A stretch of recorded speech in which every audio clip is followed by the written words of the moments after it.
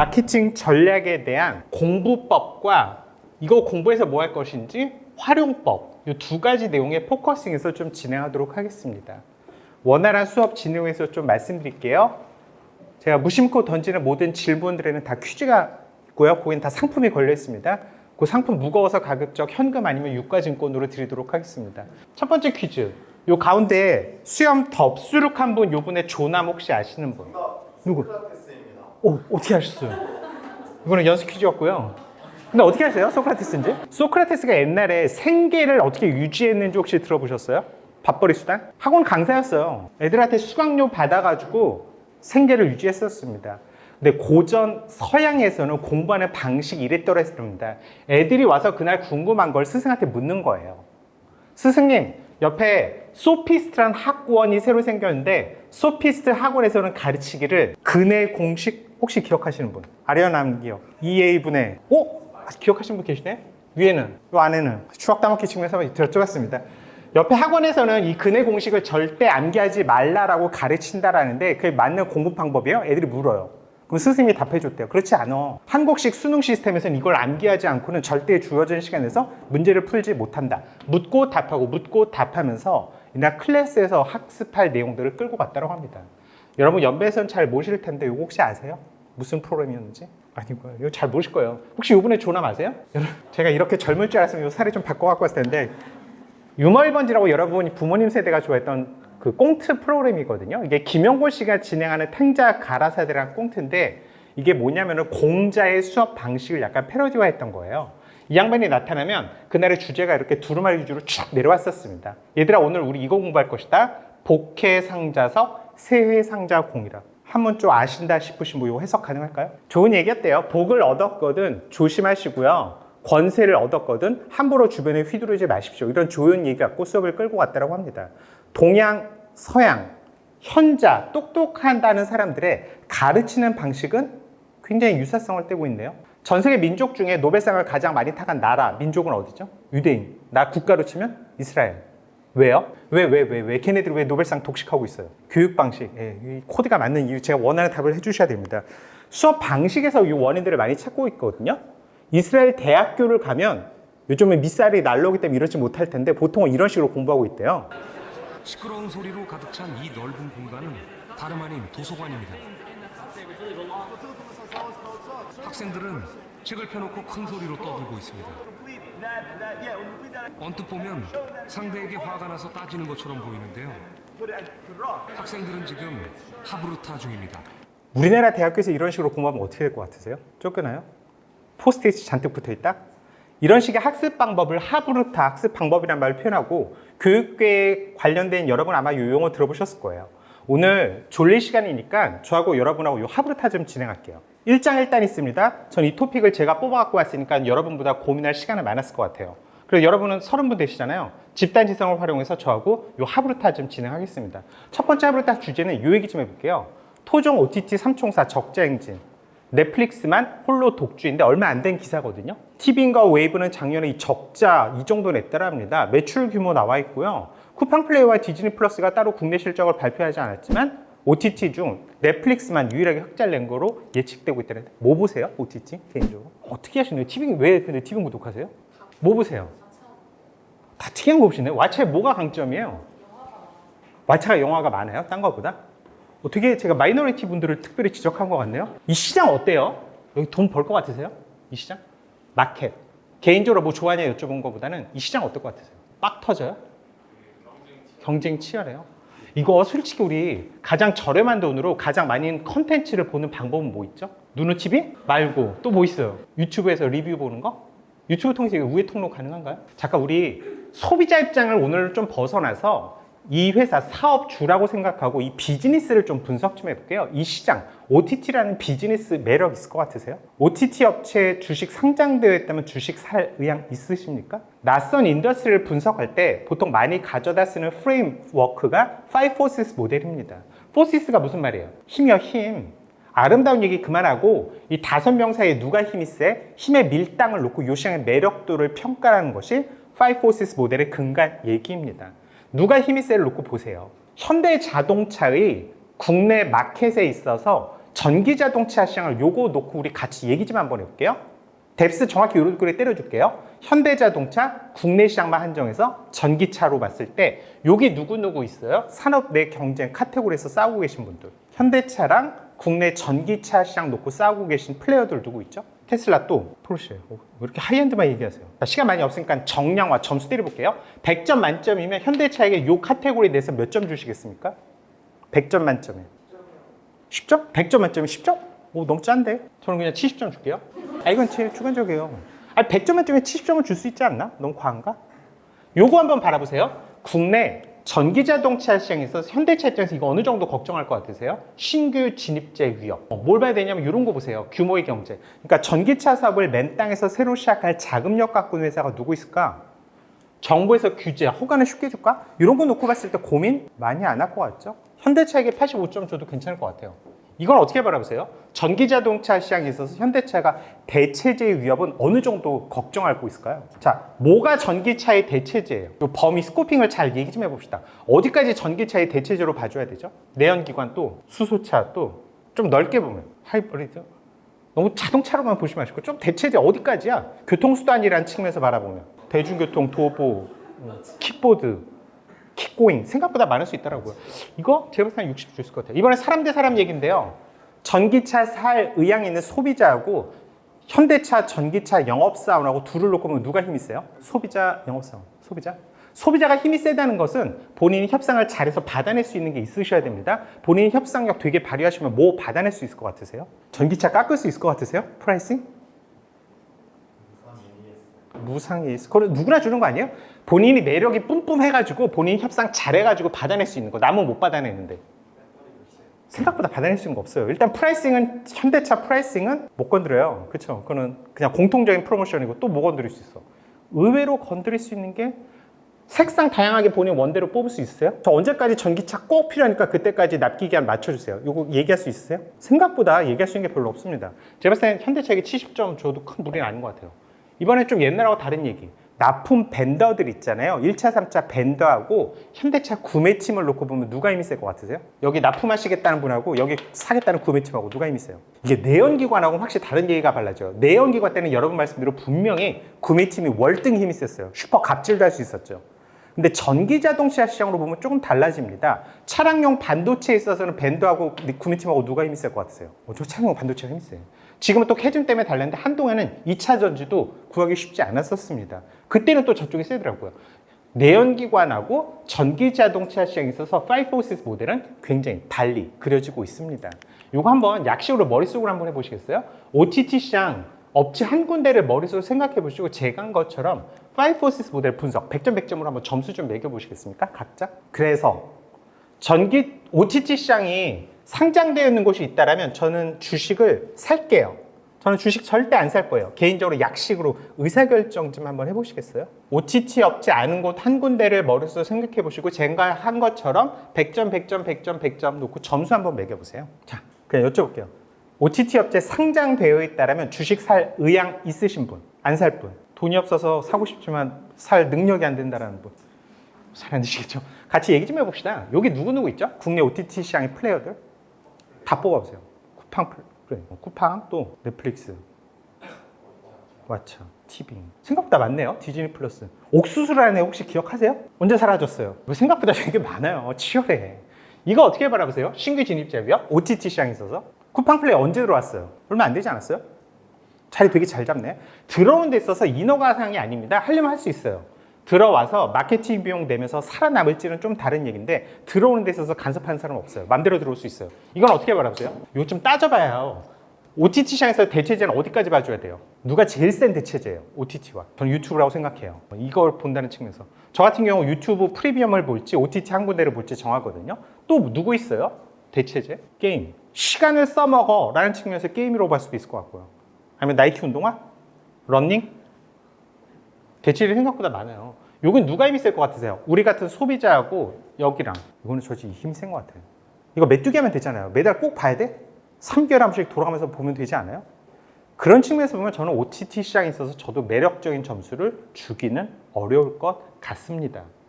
그런데 5포시스 모델 분석하면 전반적으로 네거티브고 아까 적자 보여드렸죠. 1000억씩 적자예요. 그런데도 왜 이 대규모 자금이 이 적자 투성 이 시장에 계속 돈이 투입되고 있을까요? 이게 오늘 우리 첫 번째 얘기할 좀 하브루타 주제가 돼야 될 것 같습니다. 왜 그럴 것 같으세요? 제가 궁금해서 그러거든요. 바보야? 선생님이 생각하는 치킨 게임 빡 터지게 싸운다 했을 때 우리나라 OTT 시장은 몇 명 정도가 사이좋게 밥 먹고 살 수 있을 것 같으세요? 몇 명 선수까지? 2곳 정도? 우리 2년 뒤에 다시 본다라면 누가 1등 되어 있을 것 같으세요? 여전히 견고하게. 치킨 게임 얘기하셨습니다. 빡 터진 애가 살아남아가지고 계속 돈 빨아먹는다. 소셜 커머스 거기도 지금 이 시장이 벌어졌고 쿠팡이 계속 득세하고 있는 거. 또 다른 이야기. 사람이 모이면 매출 구조를 만들어낼 수 있는 이후에 출시해도 됩니까? 스타트업들의 기본 별명들이 대부분 저거였죠. 지금 우리한테 수익성 기대하지 마. 우리 일단 가입자 모아놓을 거야. 요거 놓고는 다른 비즈니스 모델 만들어낼 수 있을 거야.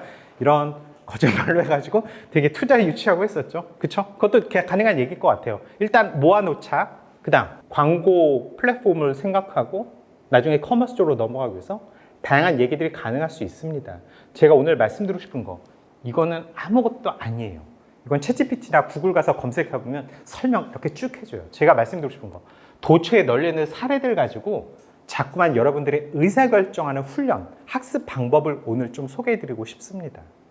그래서 이런 식으로 공부하면 좋겠다 말씀드리는데 이거 가트너의 하이프 사이클은 B2C 모델에 있어서 보통 수명 주기가 이렇게 타고 진행된다 라고 가트너가 통계적으로 검증해 줬거든요. 뭐 여러분이 나중에 한번 보세요. NFT는 지금 어디 있을 것 같으세요? 태동기? 거품기? 거품 제공기? 제조명기? B2C IT 서비스에 있어서는 이 가트너의 하이프 사이클이라는 걸 놓고 어느 시점에 와 있는지를 보고 한번 의사결정하는 훈련을 해보시는데 이것도 보조적인 용도로 한번 말씀드리겠습니다. 자, 두 번째 소프트한 내용인데 잘 나가는 K 엔터주 얼마나 계속 갈까? 얼마나 계속 갈 것 같으세요? 생각보다 오래 가요. 이게 이 기사랑 좀 다르게 제가 2024년도 실적을 따로 뽑아갖고 왔거든요. 매출하고 영업이익점 한번 봐보시겠어요? 생각보다 돈 많이 벌지 않아요? 뉴진스에 영향 있었어요? 없었어요? 별로 그렇게 큰 것 같지는 않은데 이 중에 누가 제일 놀라우세요? 딱 봤을 때? 우리 예상과 달리? 저도 JYP가 생각보다 놀랍더라고요. 이 정도 영업이익률을 내고 있어? 근데 이 회사들이 이 막대한 영업이익을 내는 방식들이 제각각이에요. 굉장히 다른 식으로 돈을 벌고 있거든요. 요거 우리 분석 좀 한번 채워봅시다. 마케팅 전략 수립하는 데 있어서 내부 요소들 좀 한번 분석 좀 한번 해볼게요. 이 로고 구별해드려야 돼요. 사실 이거 4개 다 구별해야 되는데 시간 관계상 이 2개만 끊어서 볼게요. 여기 누구예요? 대표 연예인? 고맙습니다. 다른 회사 가면 뭐 보아 나오고 뭐 그런데 제가 누구를 좋아하냐 여쭤본 게 아니라 여기 돈 벌어오는 캐시카우가 누굴 것 같으세요?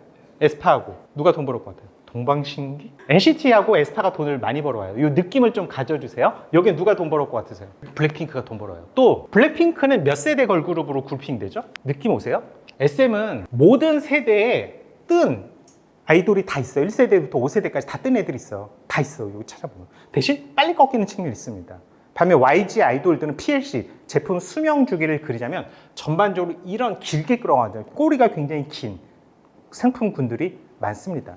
홀수 때 보통 더 대박이 난다고 그러더라고요. 135 때. 여기 사무실 위치 어디 있죠? 성수동. 그 전까지 얘 어디 있었어요? 청담동. 당대 가장 핫플레이스에서 얘는 보통 비즈니스를 해요. 따끈따끈한 동네에서 한다고요. 얘는 사무실 어디 있어요? 합정. 거기 아무것도 없어. 홍대 상권도 아니야. 다세대 주택 밀집 지역에 혼자 덩그러니 혼자 사업하고 있습니다. 여기 대주주는 이수만 씨에서 카카오로 바뀌었죠. 여기 나중에 사내 이사들 프로필 좀 한번 쫙 보세요. 의외로 P&G, CJ, 마케팅 강점에 갖고 있는 회사들 출신들이 임원들이 많이 가 있습니다. 반면 YG 출신 등기 임원들 보면 다 연예인들이 많아요. 우리가 알고 있는 연예인하고 이름은 다를 거야. 왜냐면 예명하고 가명 차이기 때문에 그런데 보통 연예인들을 많이 등기 임원으로 시켜주고 있거든요. 여기 메인 작곡가 누구 쓴지 혹시 아세요? 썼는지 과거? 켄지 많이 썼고 또 여러분 근데 유영진을 아세요? 혹시 놀라운데? 노래방이나 회식 자리 갔을 때 선배님 제가 오늘 에스파 한 곡 좀 뽑아볼게요 이런 분 본 적 있으세요? 제가 NCT 노래 하나 좀 간질나게 한번 뽑아볼게요 이런 분 있으세요? 솔직히 직장인들 노래방이나 회식 문화에서 SM 노래는 잘 안 불러요. 마지막으로 우리가 어깨 동무하면서 떼창 불렀던 곡은 제 기억에 맞다면 H.O.T의 캔디가 마지막이었습니다. 얘네 노래 은근히 흥얼거리지 않아. 그 이유 중에 큰 게 얘네 작곡가들이 우리나라 애들을 많이 안 써요. 여기는 테디를 많이 갖다 썼는데 여기는 주로 스웨덴 쪽, 북유럽 쪽 작곡가들을 굉장히 많이 가져다 썼습니다. 왜? 애들을 애당초 외국 보내기 위해서 굉장히 맞춤형으로 전략을 구사했었습니다.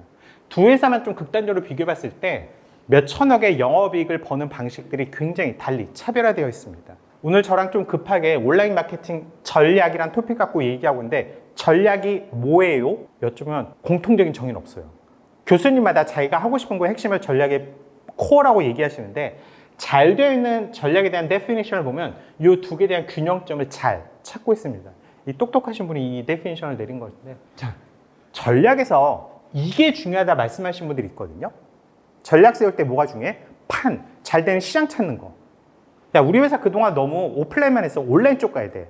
우리 회사 그동안 너무 하이엔드만 공략했던 것 같아. 로우엔드를 공략해야 할 것 같아.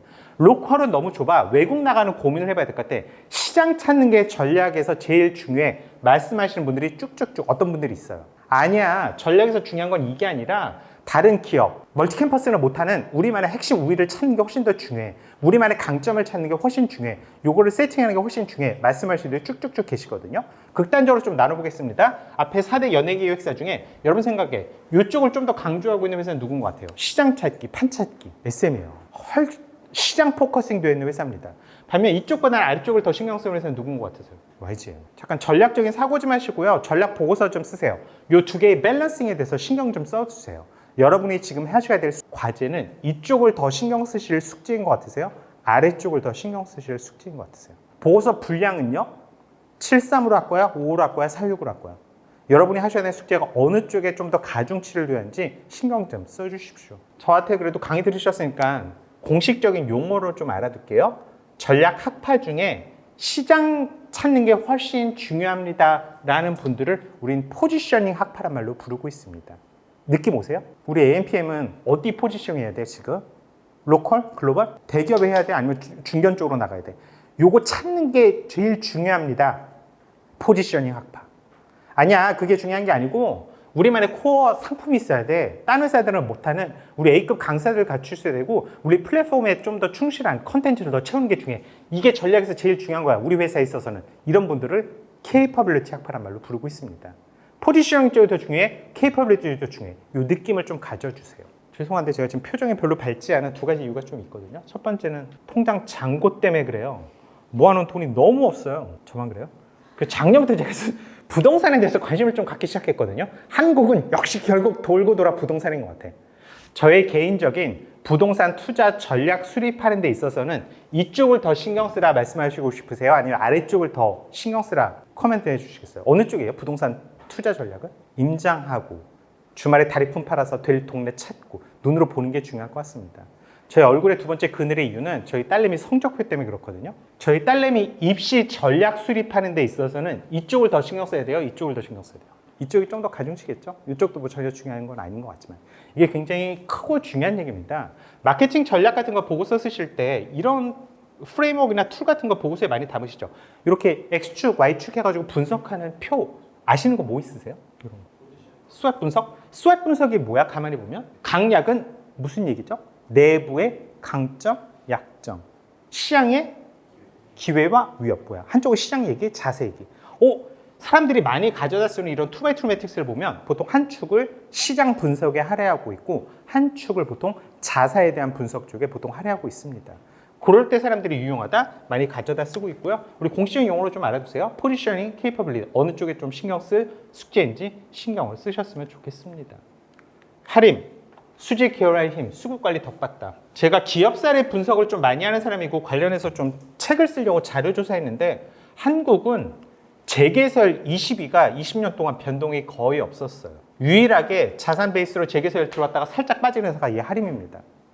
하림이 재개설 20위 들어간 데 있어서 가장 기여도가 높았었던 제품은 뭐였을 것 같으세요? 치킨 중에 브랜드명 뭐였을 것 같으세요? 특정 제품이 그룹을 만드는 데 있어서 가장 기여도가 높았던데요? 뭐였을 것 같으세요? 용가리 치킨이요. 맞아. 용가리 치킨이 단연 매출 기여도가 굉장히 높았었습니다. 하림이 코로나 때 사실 대박났어요. 하림이 일개 닭고기 회사에서 그룹으로 성장한 데 있어서 추진한 전략은 딴 거 아니고 이거예요. 가치사슬 통합. 우리 용어 좀 정리해 둘게요. 가치사슬이란 말은 영어로 밸류체인이란 말을 해석한 겁니다. 밸류체인, 가치사슬 동의어예요. 혹자는 요거를 비즈니스 시스템이란 말로 표현하고 있거든요. 너희 회사 비즈니스 시스템이 뭔지 설명 좀 해줄래? 라고 하면 뭐 해달라는 말이냐? 우리 회사는 돈을 어떻게 법니까? 요거를 이렇게 설명해달라는 얘기를 비즈니스 시스템 설명해달라는 말로 표현하고 있습니다. 이거 아무것도 아닌데 습관의 얘기예요. 셀트리온 주주이신 분. 셀트리온 어떤 회사예요? 했을 때 뭐 바이오시밀러라고 말하기보다는 이 흐름을 좀 설명하고 이 흐름을 보시는 습관을 좀 가져주십시오. 자, 빠바 얘기 좀 할게요. 파리바게뜨. 파리바게뜨는 원재료 제일 큰 게 뭐가 필요해요? 이거 사는 게 제일 중요해요. 빠바 공장 어디 있어? 유통 어떻게 해? 마케팅 얘네 어떻게 해? 해피포인트 같은 활동 그냥 잘하고 있나? 얘네 전국 유통망을 어떻게 구출하고 있지? 빠바의 이 흐름을 보면 안 보이시던 포인트들이 보이거든요. 자, 이거는 습관의 얘기인데 눈으로 하셔도 되고 앞에 메모 살 곳 있는 분은 하셔도 되거든요. 이거 좀 한번 해보시겠어요? 죄송한데 결정사 가입 경험 있으신 분, 제가 이거 좀 살아있는 사례로 좀 강의 좀 끌고 가신 분, 결정사 가입 지금 하신 분 한 분도 없다고요? 여러분 생각에 결정사 중에 가장 큰 듀오라는 회사는 돈을 잘 벌 것 같으세요? 돈을 별로 못 벌 것 같으세요? 넘버 원 있잖아요. 그래도 듀오가 장시간. 자, 듀오의 밸류체인을 가장 하이 레벨, 가장 상위에서 5단계로만 끊어서 한번 여러분 머릿속으로 한번 그려보시겠습니까? 결혼정보에서는 5단계로 돈을 어떻게 벌고 있지? 뭐 잠깐 시간 드릴게요. 머릿속으로 한번 생각 좀 해보십시오. 내가 낸 가입비부터 시작하지 마시고 저 사업주 입장에서 한번 생각해 보세요. 보이세요? 듀오의 밸류체인은 어떻게 진행되는지? 자, 같이 채워봅시다. 듀오의 밸류체인, 제일 앞에는 뭘 해야 돼요? 돈 벌려면 듀오는, 결정사는. 그죠? 특정 액티비티로 보면 회원 모집하는 게 제일 앞단이 될 것 같습니다. 자, 밸류체인을 그리는 방법을 설명해 드리고 있습니다. 회원 모집을 잘 하시려면 이 회사는 어떤 스킬을 먼저 보유하고 있어야 되죠. 이거 잘하려면 필요한 역량이 뭐가 필요해요? 성공률, 또 신뢰, 또 마케팅, 또 어쩌고저쩌고 있겠죠. 이런 것들이 있어야지만 이게 잘 될 수 있을 것 같습니다. 회원 모집했어. 가입서 받았어. 그 다음에 DB화에 되게 공을 많이 들이고 있습니다. 결혼정보회사가 좀 양분되어 있거든요. 이 DB를 그 네트워킹, 제휴되어 있는 결정사끼리 공유하는 결정사들이 따로 있고요. 공유 안 해. 우리는 독단적인 DB 갖고 꾸려가고 있어. 라는 결정사들이 따로 있습니다. 그리고 이 DB 숫자 갖고 소송도 되게 많이 붙은 적 있어요. 니네 가라 DB고 우린 진짜 DB다라고. DB까지 만들고 정교했습니다. 그 다음은 뭐죠? 매칭이 중요하겠죠? 질문. 결정사 비즈니스의 매칭 업무는 여러분 생각에 정량적인 일에 가까워 보이세요? 정성적인 일에 가까워 보세요? 정량? 정성? 정량이라고 말씀하고 싶지만 너무 비인간적으로 보일 것 같으세요? 정량적인 부분이 있으니까 이게 사업화 될 수 있는 거 아닐까요? 그렇죠? 저는 그래도 이거 잘하려면 커플 매니저 중에 촉, 감, 센스 이런 거 있는 애들 채용하고 이런 거 훈련 교육시켜주는 것도 중요할 것 같아요. 그 다음은 매칭해줘봤어. 매칭이 잘 되는 경우와 실패하는 경우가 있겠죠. 매칭이 잘 되면 회사는 뭐 해야 돼요? 겉봐, 가입자 있어요. 성공 보수 가서 받아봐야 돼. 실패하면 회사는 뭐 해야 돼요? 약속된 매칭을 반복해줘야 할 것 같습니다. 결정사 비즈니스의 밸류체인을 가장 큰 단위에서 그러면 이렇게 진행된다. 말씀드릴 수 있겠습니다. 질문. 결정사 비즈니스의 매출은 여기서 매출이 어디서 나오고 있을 것 같으세요? 이 5개 단계로 끊어봤는데 어디가 매출 활동일 것 같으세요? 수입이 발생하는 돈이 들어오는 활동은 어딜 것 같으세요? 이게 소비자하고 사업주하고 입장이 많이 다른데 소비자는 내가 낸 가입비를 생각하셔서 보통 요게 주 매출 활동이야, 키 매출 활동이야 생각하시기 쉬운데 아니에요. 이 돈이 생각보다 사업주 입장에서는 크지 않다랍니다. 미미해요. 이 돈 별로 볼 일 없대요. 그러면 이 사업 처음 시작하실 때 사업 계획 썼을 때 왜 괜찮은 사업이라고 뛰어드셨습니다. 무슨 돈을 보고? 이 돈을 너무 낙관적으로 생각들 하고 이 비즈니스를 많이 시작하셨다고 하더라고요. 근데 이게 사업적으로 취약점이 보이셔야 돼요. 성공 보수는 사업적으로 뭐가 취약할 것 같으세요? 뭐가 위험해? 성원율이 좀 떨어지면 이게 박살날 수도 있고 또 뭐가 위험해? 저거 현금 회수하기 쉬울 것 같으세요? 어려울 것 같으세요? 저 돈 받아오기 생각보다 녹록하지 않습니다. 돈 줄 것 같으세요? 안 줘요, 저. 나름 또 논리도 있어. 처음 저희 만나게 해주셨을 때는 재수 없어서 이 아저씨 안 만났는데 3년 뒤에 구로 디지털역에서 우연히 비 오는 날 제가 떨어뜨린 우산을 이분이 주워주면서 저희 만남은 다른 인연으로 파생되어서 시작되었습니다. 그래서 이 돈 받아오는 게 그렇게 쉽지가 않다고 하더라고요. 그래서 결정사들이 요즘 밸류체인을 어디로 확장하고 있죠? 결혼이란 이벤트에서 돈이 본격적으로 돌 때는 언제예요? 뭐에서 돈이 벌어요? 다 미혼이세요? 결혼해서 돈은 스매드예요. 그래서 이쪽으로 가서 스매드를 계속 하려고 그러지 뭐. 앞뒤로 쭉쭉 날라가고 있지. 이걸 보여야지 안 보이시는 게 보시는데 이건 듣고 잊어주세요. 제 대학교 후배가 한 명 있는데 걔가 뭐 대기업 다니는 친구인데 하루는 밤 9시쯤 저한테 오늘 소맥 좀 사달래요. 그래서 귀찮아서 집 앞으로 오면 사줄게 했더니 정말 밤 10시 돼서 저희 집 앞에 왔거든요. 제가 평소 소맥을 73으로 타거든요. 73으로 타줬더니 밍밍하대. 그래서 나중에 소맥 비율이 5로 올라갔습니다. 이 시간에 나 왜 찾아냐 했더니 가방에서 기획서를 꺼내는데 오후에 기획서를 팀장님한테 올렸다가 빨간 펜으로 난도질을 당했더라고요. 스토리 라인이 후진, 백데이터의 부재, 뭐 실행 방안의 명료성이 안 드러나고, 그다음 맨 밑에 너 같은 애가 내 밑에 있는 게 나로서는 수치다. 코멘트가 그거더라고요. 얘가 하는 얘기가 오빠는 나는 남 밑에서 일할 캐릭터가 아니라는 걸 이번에 뼈저리게 깨달았대. 근데 난 옛날부터 내가 소개팅 해주면 결혼까지 성공이 되게 많이 했거든. 이번 참에 내가 요 소재를 살려가지고 결혼정보회사를 직접 창업해보면 어떨까? 요 상담하러 그 시간에 저를 찾아왔더라고요. 제가 소맥을 같이 먹어줬지만 홍군형을 내놨습니다. 이 아침부터 잘 들어라. 결정사 비즈니스의 밸류체는 이렇게 그려지는데 네가 아까부터 술 먹고 잘한다는 것은 딸랑? 요거 하나야. 이 부분은 어떻게 할 건데? 한 번이라도 생각해봤어? 직접 못할 거면 아웃소싱할 네트워킹이라도 갖고 있어? 이거 어떻게 할 건데?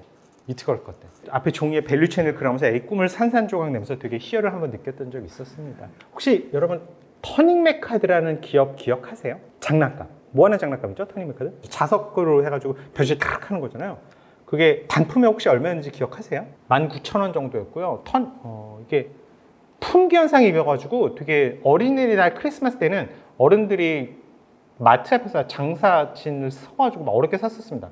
제가 늦자식인데 장난감 사주는데 굉장히 인색하거든요. 근데 하루 술 먹고 거실에 굴러다니고 있는 터닝메카드를 밟아가지고 발이 찢어졌습니다. 뚜껑 열려가지고 와이프 깨워가지고 부싸움하기 전에 언뜻 머릿속에 든 생각이 이런 생각이 수차례 진행되는 거예요. 장난감 사주는데 인색한 너희 집이 이 정도 여기다 돈을 쓸 거면 이 회사는 대박이 날 것 같아. 이런 생각이 드는 거예요. 혹시 상장되었다면 주식 폭등하지 않을까? 이런 생각이 언뜻 들었습니다. 그래서 검색해봤거든요. 터닝메카드 만들던 회사는 손오공이란 장난감 회사고요. 손오공은 코스닥 회사에 상장되어 있습니다. 그래서 제가 월요일 아침에 마통 긁어가지고 손오공 주식을 몰빵 들어갔어요. 제가 감이 좋아요. 그때부터 뉴스에 이런 얘기들이 계속 나오기 시작했습니다. 터닝메카드, 광풍, 어른들 이마트 앞에서 3시간 대기 이런 얘기들이 쭉 나왔거든요. 주가는 하나도 안 올랐어요. 왜? 이 가치사슬, 밸류체인을 좀 봤었어야 됐었습니다. 정상적인 완구업체의 밸류체인이라면 어떻게 돼? 뚝딱뚝딱 유통해서 본인이 뭐 홈플러스나 이마트에 갖다 팔았어야죠. 그때 손오공이라는 회사는 그렇게 하지 않고 여기를 끊어버렸어요. 판매 법인을 따로 만들었습니다. 그래서 밸류체인을 쪼개가지고 이쪽에 판매 법인 밸류체인을 따로 이원화했습니다. 주인은 두 분이 같으셨었거든요. 근데 왜 밸류체인을 여기서부터 쪼개가지고 판매법인 뒤쪽으로는 밸류체인을 따로 이원화했을까 궁금했거든요. 그럴 때는 주주 구성을 좀 보는 게 도움이 되십니다. 주주 구성을 봤더니 50대 후반의 아주머니가 주주로 떡하니 올라와 계시더라고요. 미루어 짐작컨대 누구였을 것 같으세요? 50대 후반 아주머니는. 젊은 친구들 2명이 주주로 들어가 있더라고요. 누구였을 것 같으세요? 왜 이렇게 밸류체인을 쪼갰을까 궁금했었는데 신문 꼼꼼히 보신 분들은 아실 겁니다. 결국 터닝메카드라는 장난감 만들던 손오공이라는 회사는 바비 인형 아시죠? 그 바비 인형 만드는 회사가 마텔이거든요. 마텔이라는 회사한테 회사 매각하셨어요. 아마 본인 은퇴 플랜과 연계해서 어느 순간은 요거 털어야지라는 생각을 갖고 근데 한꺼번에 못 터니까 밸류체인을 쪼개는 그거를 하지 않으셨을까? 제가 좀 미루어 짐작해보고 있습니다. 안 보이시던 거를 이 밸류체인 흐름 측면에서 보면 안 보이시던 게 보입니다. 사실 제가 연습장을 놓고 여러분하고 빨간 펜으로 놓고 하나씩 같이 그려보는 식으로 강의를 많이 진행하거든요. 요거 한번 그려보시겠어요? 독도 수분 크림의 밸류체인 좀 한번 그려보세요. 독도 수분 크림 맞죠? 그 만드는 회사 이름 혹시 아세요? 서진 컴퍼니인가? 라운드랩은 브랜드 이름인가? 하여튼 그 라운드랩 아니 왜 요즘 K뷰티 인디 브랜드가 난리야 라고 하면 이거를 이렇게 보면 좀 안 보시는 게 보여요. 그냥 어느 인디 브랜드 조그만 화장품 회사라고 생각하고 이 밸류체인 좀 머릿속으로 한번 잠깐 시간 드릴게요. 그려보세요. 왜 K 인디 브랜드가 뜰 수 있는지 이 밸류체인 내에 숨겨진 함의가 조금 있습니다. 잠깐 아모레 퍼시픽이나 LG생활건강과 전혀 다른 밸류체인이 그려지고 있거든요. 우리나라 화장품에 있어서의 밸류체인의 가장 특이한 점은 요겁니다. 이걸 갖출 필요가 없어요. 한국에서는. 한국에서 화장품은 누가 만들어? 세 군데밖에 없어. 콜마 아니면 코스맥스? 왜 뭐 한 두세 군데 더 있거든요. 대부분 80%는 여기서 만들거든요. 이게 가능하기 때문에 그래요. 또 하나 한국에서 이거 어디서 팔아요? 오프라인은 무조건 올영, 온라인은. 요거는 누가 해줘? 온라인은. 화해라고 혹시 아세요? 원체 거기가 경구하거든요. 우리나라 화장품 K&D 브랜드 이 밸류체인에 되게 특장점이 있습니다. 근데 여기 지금 누가 들어오고 있죠? 오프라인 판매에 있어서 채널이 누가 지금 무서운 애가 뛰어들고 있어요? 다이소가 뛰어들고 있어요. 올영의 이 천에 있어서 얘가 뭘 사주는지. 그래서 저는 기똥찬 레시피 화장품 갖고 있어. 이거 대박 칠 것 같아. 옛날에는 이게 겁나고 이거 무서워서 못 들어갔었는데 한국은 다 이게 뛰어들 수 있는 게 이 밸류체인 내에 숨어있는 공식들이 사실 있습니다. 보시는 게 좀 의미가 있는 측면들이 몇 가지가 좀 있고요. 할인그룹 홈페이지 가보면 3장 경영이라고 있는데 말장난입니다. 농장, 공장, 시장 요 뒤에 말머리 따가지고 3장 경영했다고 했는데 이걸 다 통합했어요. 그래서 여기 6종 전문회사 원조류부터 사료부터 시작해서 그걸 쭉 통합했습니다. 이게 밸류체인을 앞뒤로 다 확장한 거죠. 질문. 밸류체인을 통합하면 효율성 측면에서는 분명히 플러스예요. 근데 누가 이거 통합하는 걸 되게 못마땅해 여기시는 분이 있습니다. 누가 못마땅해 여길까요? 정부 기관 중에 공정위요. 공정위는 이걸 너무 싫어해요. 저거 하는 거는. 실무지 입장에서는 이게 효율성만 따질 수 없는 게 이게 통합하는 게 분명히 플러스지만 이걸 반대하는 규제기관 사이에 답을, 묘수를 찾는 것도 우리 실무진의 숙제가 될 것 같습니다. 이것도 나중에 한번 꼼꼼히 그려보세요. 이거 무슨 말이에요? 이거 검색 좀 한번 해보시겠어요?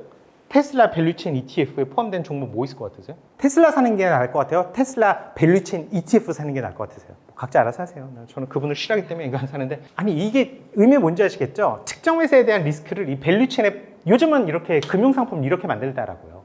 이 비즈니스에 니에서 확신이 있다면 이 개별 종목을 사지 말고 이 밸류체인 앞에서부터 뒤까지 조금씩 다 포함시킨 ETF 상품이 안 나옵니다. 그럴 때 밸류체인 ETF란 말은 요 가치사슬 내에 있는 회사들의 종목들을 모두 포함시키는 회사다라고 이해하시면 될 것 같습니다. 여러분 아시는 어떤 의류회사가 스파 브랜드이면서도 패스트 패션이죠? 이 두 개의 특징을 같이 갖고 있는 회사 누구 있어요? 자라 또 에이스세컨스 또. 근데 솔직히 이 말 흔하게 쓰는데 이거 무슨 말이에요? 스파 브랜드?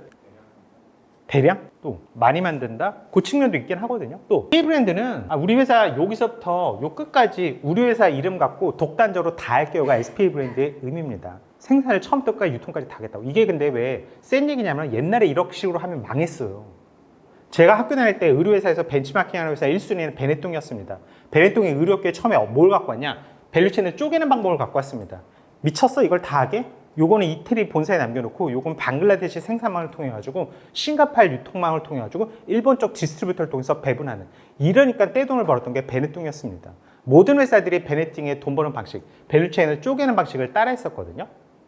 근데 이게 포스 시스템이 도입되고 RFID가 들어오다 보니까 고객 데이터가 모이는 거예요. 바보같이 이제는 고객 데이터를 쌓인 상황에서는 이걸 통합하는 게 맞겠다라고 다 자기가 먼저 했다고 떠드는데 학계에서는 자라로 쳐줘요. 자라. 반면 이건 무슨 얘기야? 말 그대로 너무 좋은 옷 아니에요? 2년 입으면 목이 늘어나는 게 당연합니다. 대신 소비자들의 유행 이런 거는 빨리빨리 디자인에 반영을 해드릴게요. 옷도 디자인부터 생산까지 일주일에 다 완성시키겠습니다. 빨리빨리 하겠습니다가 패스트 패션입니다. 아까 말씀드린 여러분의 대다수 회사들이 여기 특징을 같이 갖고 있어서 이 용어에 대한 혼선이 있는데 이거 엄밀히 다른 용어고요. 얘가 지금 다른 얘기하고 있어요. 다른 얘기하고 있어요. 이거 안 하기로 했어요. H&M은 슬로우 패션 하기로 했습니다. 뭐 환경적인 이유도 여러 가지 이유로 해서 자기는 패스트 패션을 포기했어요. 그래서 H&M 아웃도어 혹시 매장 가서 유심히 봐보시겠어요? 아웃도어 중에 여기 고어텍스 로고가 붙어있는 옷들이 H&M 가면 되게 많아요. 고어텍스가 여기 부착되는 순간 가격은 점프할 수밖에 없습니다. 패스트 패션 같이 가기는 현실적으로 쉽지 않아요. 그래서 근데 얘가 이거 변신 발표한 날 또 운이 없게 그때가 코로나 터져가지고 지금까지 성적은 축 쓰고 있거든요.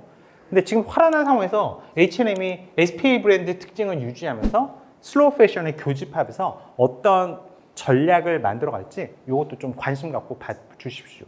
자라가 여전히 독세할까? 유니클로가 계속 잘 나갈까? 아니면 H&M이 SPA와 패스트 패션 사이의 묘한 교집합을 만들어냈을까? 이것도 한번 관심 갖고 지켜보셨으면 좋겠습니다. 자, 오늘 대단한 이론적인 내용이 아니라 다시 우리 주변에 있는 사례들 가지고 이런 식으로 이거를 분석하는 훈련법을 하고 있습니다. 마지막 이 사례만 좀 얘기 좀 해볼게요. 좀 바꿔갖고 왔어야 되는데 죄송합니다. 여러분 연배에서 이거 아시려나? 뭔지 아세요? 생각보다 나이가 많으시구나. 이거 가격 얼마예요? 얼마였어요? 혹시 기억하시는 분? 이게 제가 기억이 맞다면 비쌌어요. 저게 19만 8천 원, 거의 20만 원 또래였습니다. 저기 소개팅을 하면 저기 좀 먹혔거든요. 목걸이 이렇게 MP3에서 귀고 너무 옛날 얘기해서 응답하라 1988 보면 이거 나와요. 98 보면 나와요. 19만 8천인데 이 회사 지금 있을 것 같으세요? 없을 것 같으세요? 있어요. 맞죠. 아이디 뭐 여전히 있어요. 심지어 상장사예요. SK 스퀘어, SK텔레콤 자회사로 있습니다. 근데 이 회사가 이게 되게 초대박 났거든요. 이 회사 하나 갖고 상장까지 갔어요. 한순간 훅 갔습니다. 얘가 시장에서 한순간 사라지는 데서 누구한테 결정타 훅 맞고 사라진 거죠. 애플의 아이폰은 한참 뒤거든요. 시기적으로 조금. 이게 요 기사가 위에 있는데 이게 얘기가 두 개 나눠져요. 아이팟이라는 하드웨어한테 공격당해가지고 꺾였다라는 얘기가 있고, 아니야, 아이팟한테는 경쟁력이 있었는데 아이튠스, 음원 생태계, 소프트웨어 측면에서 어떻게 먹고 살 방법이 없어서 꼬꾸라진 거야라고 얘기거든요. 여러분 어느 쪽이 맞는 것 같으세요? 하드웨어 측면에서 밀렸어요? 소프트웨어 측면에서 밀렸어요? 그래서 이 아이리버라는 회사가 지금 플로라는 비즈니스를 하고 있거든요. 아세요? 음원 듣는 거? 이게 얘네 왜 요거 이주주가 누구냐면 SM 엔터테인먼트가 여기 이주주로 들어가 있어요. 아마 요런 투자하는 데 있어서는 그 소프트웨어 측면에서 경쟁력을 못 갖춰가지고 그때 밀렸던 거야 라는 생각 때문에 아마 그렇게 하지 않았을까. 요거는 제 스스로 제가 그렇게 좀 반추하고 있습니다. 요거 좀 기억 좀 해주세요. 잠깐의 유행은 마케팅 비용과 광고비 이빨 있으면 잠깐 붐업을 시킬 수 있습니다. 근데 이 말이 중요합니다. 지속적인 경쟁력을 갖추려면 이 네 가지를 모두 갖춰야 된다라고 해서 경영학에서 VRIO 이론으로 설명하고 있거든요. 퀴즈. VRIO 이론은 오늘 수업 제가 초반에 말씀드렸던 포지셔닝 학파로 묶이는 얘기예요. 케이퍼빌리티 쪽으로 묶이는 얘기예요. 포지셔닝, 케이퍼빌리티. 어느 쪽으로 묶일 것 같아요? 전형적인 내부 역량 분석, 케이퍼빌리티 이론입니다. 잠깐의 유행이 아니라 지속성을 갖춰야 된다. 아까 그 제품, 요거 있었어요, 없었어요? 가치. 시장에 제공하고 있는 가치. 요건 인정해 줄 수 있죠? 음원을 통해서 들었으니까. 희소성. 우리나라에 몇 개 없었고요. 디자인 측면의 희소성은 분명히 인정해 줄 수 있을 것 같습니다. 이거는요? 이런 측면에서 답이 좀 안 나와요. 그때 양덕준 회장님이 중풍 걸리자마자 회사가 꼬꾸라진 것도 있거든요.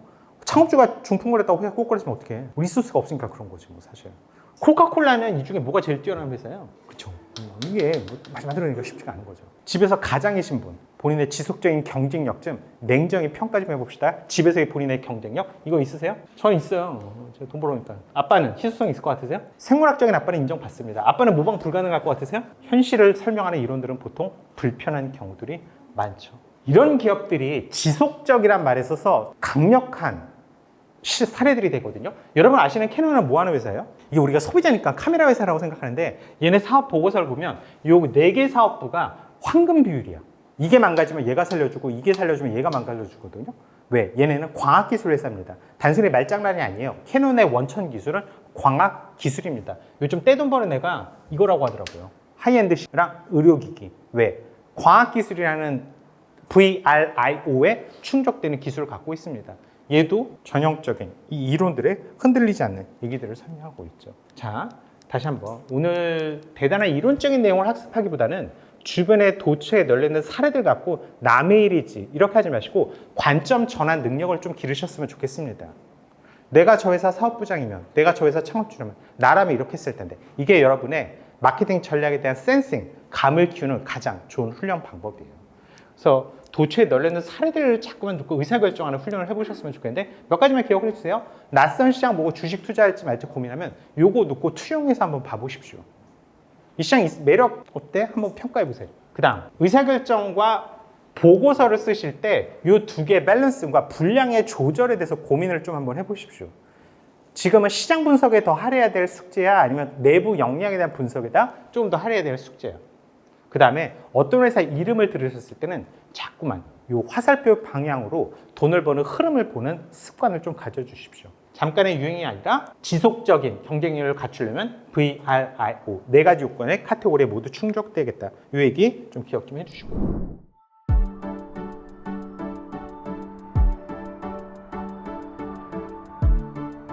구독과 좋아요는 컨텐츠 제작에 힘이 됩니다.